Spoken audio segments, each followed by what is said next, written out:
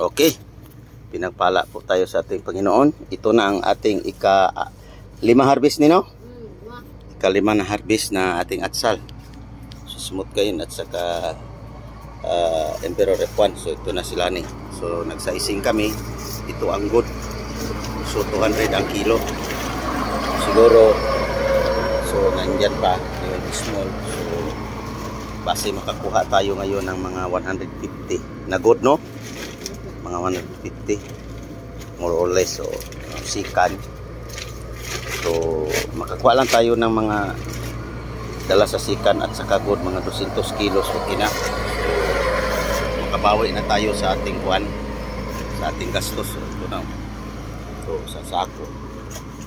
2 sako, 3 sako, ika-4.